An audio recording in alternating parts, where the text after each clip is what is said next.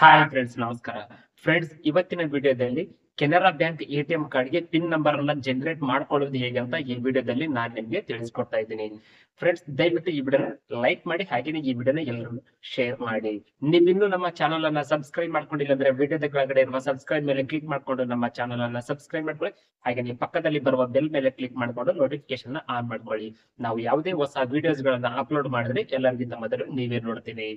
Friends, ನೀವು ಬ್ಯಾಂಕಿಗೆ ಹೋಗದೆ ನಿಮ್ಮ ಕೆನರಾ ಬ್ಯಾಂಕ್ ಎಟಿಎಂ ಕಾರ್ಡ್ಗೆ ನೀವು ಪಿನ್ ನಂಬರ್ ನ ಜನರೇಟ್ ಮಾಡ್ಕೊಳ್ಬೇಕಾದ್ರೆ ನಮ್ಮ ದೇಶದಲ್ಲಿರುವ ಕೆನರಾ ಬ್ಯಾಂಕ್ ನ ಯಾವುದೇ ಎಟಿಎಂ ಗೆ ಹೋಗಿ ನೀವು ನಿಮ್ಮ ಕೆನರಾ ಬ್ಯಾಂಕ್ ಎಟಿಎಂ ಕಾರ್ಡ್ಗೆ ನೀವು ಪಿನ್ ನಂಬರ್ ಅನ್ನ ಜನರೇಟ್ ಮಾಡ್ಕೊಳ್ಬಹುದು.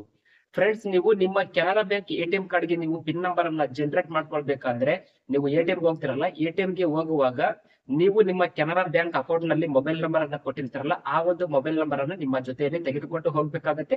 ಹಾಗೇನೆ ನಿಮ್ಮ ಅಕೌಂಟ್ ನಂಬರ್ ನೆನಪಿದ್ರೆ ಓಕೆ, ನಿಮ್ಗೆ ನೆನಪಿಲ್ಲ ಅಂದ್ರೆ ನಿಮ್ಮ ಕೆನರಾ ಬ್ಯಾಂಕಿಗೆ ಸಂಬಂಧಿಸಿದ ಪಾಸ್ಬುಕ್ ಅನ್ನ ತೆಗೆದುಕೊಂಡು ಹೋಗ್ಬೇಕಾಗುತ್ತೆ. ಫ್ರೆಂಡ್ಸ್, ನೀವು ನಿಮ್ಮ ಅಕೌಂಟ್ ನಂಬರ್ ಮತ್ತು ಮೊಬೈಲ್ ನಂಬರ್ ಅನ್ನ ತೆಗೆದುಕೊಂಡು ನಮ್ಮ ದೇಶದಲ್ಲಿರುವ ಯಾವುದೇ ಎಟಿಎಂ ಗೆ ಹೋಗಿ, ಅದು ಕೆನರಾ ಬ್ಯಾಂಕ್ ಎಟಿಎಂ ಇರುತ್ತಲ್ಲ, ಯಾವುದೇ ಕೆನರಾ ಬ್ಯಾಂಕ್ ಎಟಿಎಂ ಗೆ ಹೋಗಿ ನೀವು ನಿಮ್ಮ ಎಟಿಎಂ ಕಾರ್ಡ್ಗೆ ಪಿನ್ ನಂಬರ್ ಅನ್ನ ಜನರೇಟ್ ಮಾಡ್ಕೊಳ್ಬಹುದು. Hi friends, welcome to public tech world. Friends, ನೀವು ಕೆನರಾ ಬ್ಯಾಂಕ್ ಎಟಿಎಂಗೆ ಬಂದ ಮೇಲೆ ನಿಮಗೆ ಅಲ್ಲಿ ಮಷಿನ್ನಲ್ಲಿ ನೀವು ನಿಮ್ಮ ಎಟಿಎಂ ಕಾರ್ಡ್ನ ಇನ್ಸರ್ಟ್ ಮಾಡಬೇಕಾಗುತ್ತೆ. ಎಟಿಎಂ ಕಾರ್ಡ್ನ ಇನ್ಸರ್ಟ್ ಮಾಡಿ. ಫ್ರೆಂಡ್ಸ್, ನೀವು ಎಟಿಎಂನಲ್ಲಿ ಎಟಿಎಂ ಕಾರ್ಡ್ನ ಹಾಕಿದ ಮೇಲೆ ಇಲ್ಲಿ ನಿಮಗೆ ಈ ರೀತಿಯಾದ ಸ್ಕ್ರೀನ್ ಓಪನ್ ಆಗುತ್ತೆ. ಇಲ್ಲಿ ಕೆಳಗಡೆ ನಿಮಗೆ ಗ್ರೀನ್ ಪಿನ್ ಅಂತ ಒಂದು ಆಪ್ಷನ್ ಇರುತ್ತೆ. ಈ ಒಂದು ಗ್ರೀನ್ ಪಿನ್ ಅನ್ನೋ ಆಪ್ಷನ್ ಮೇಲೆ ಕ್ಲಿಕ್ ಮಾಡಿ.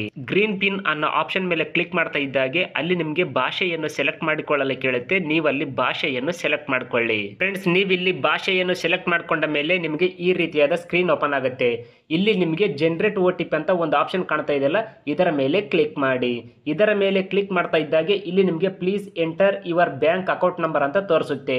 ಇಲ್ಲಿ ನೀವು ನಿಮ್ಮ ಬ್ಯಾಂಕ್ ಅಕೌಂಟ್ ನಂಬರ್ ಅನ್ನು ಎಂಟರ್ ಮಾಡಿ. ಆಮೇಲೆ ಕರೆಕ್ಟ್ ಅಂತ ಆಪ್ಷನ್ ಇರುತ್ತಲ್ಲ, ಈ ಒಂದು ಕರೆಕ್ಟ್ ಅನ್ನೋ ಆಪ್ಷನ್ ಮೇಲೆ ಕ್ಲಿಕ್ ಮಾಡಿ. ಫ್ರೆಂಡ್ಸ್, ನೀವಲ್ಲಿ ನಿಮ್ಮ ಮೊಬೈಲ್ ನಂಬರ್ ಅನ್ನು ಎಂಟರ್ ಮಾಡಿದ ಮೇಲೆ ನಿಮಗೆ ಈ ರೀತಿಯಾದ ಸ್ಕ್ರೀನ್ ಓಪನ್ ಆಗುತ್ತೆ. ಇಲ್ಲಿ ನಿಮಗೆ OTP ನ ಎಂಟರ್ ಮಾಡಲು ಕೇಳುತ್ತೆ. ನೀವಿಲ್ಲಿ OTP ನ ಎಂಟರ್ ಮಾಡಿ. ನೀವು ನಿಮ್ಮ ಬ್ಯಾಂಕ್ ಅಕೌಂಟ್ನಲ್ಲಿ ಮೊಬೈಲ್ ನಂಬರನ್ನು ಕೊಟ್ಟಿರ್ತಾರಲ್ಲ, ಆ ಒಂದು ಮೊಬೈಲ್ಗೆ OTP ಬಂದಿರುತ್ತೆ. ಅದೇ OTP ನ ಇಲ್ಲಿ ನೀವು ಎಂಟರ್ ಮಾಡಬೇಕಾಗುತ್ತೆ. OTP ನ ಎಂಟರ್ ಮಾಡಿ. OTP ನ ಎಂಟರ್ ಮಾಡಿದ ಮೇಲೆ ಇಲ್ಲಿ ಕರೆಕ್ಟ್ ಅಂತ ಆಪ್ಷನ್ ಇರುತ್ತೆ. ಕರೆಕ್ಟ್ ಅನ್ನೋ ಆಪ್ಷನ್ ಮೇಲೆ ಕ್ಲಿಕ್ ಮಾಡಿ.